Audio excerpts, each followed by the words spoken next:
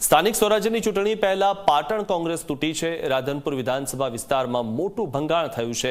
નવા પ્રમુખની વરણીના વિરોધમાં રાજીનામા પડ્યા। સાતલપુર તાલુકા કોંગ્રેસ સમિતિના પ્રમુખની વરણી થઈ।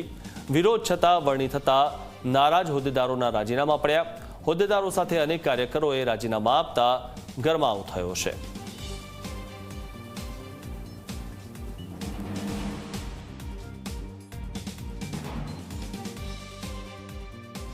રાજીનામું આપવાનું કારણ એક જ છે કે જે ભાજપ સાથે જે સંકળાયેલા લોકો છે અને સ્લીપર સેલ તરીકે જે કામ કરે છે તેવા લોકોને સાતલપુર તાલુકાના સંગઠનમાં નિમણૂક થાય છે અને જે સાચા કાર્યકર છે તે એની કદર થતી નથી અને જો આ નિમણૂક બદલાવવામાં નહીં આવે તો આવનારી તાલુકા પંચાયતને જિલ્લા પંચાયતને અને કોંગ્રેસને ખૂબ મોટું નુકસાન થાય છે।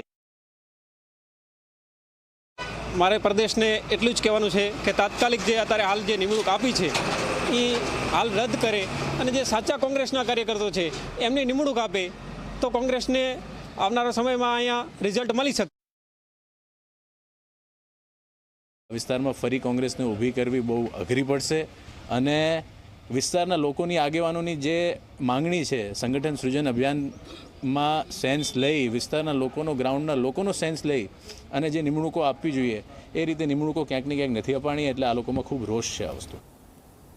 ભરૂચ જિલ્લાના ઝઘડિયા તાલુકા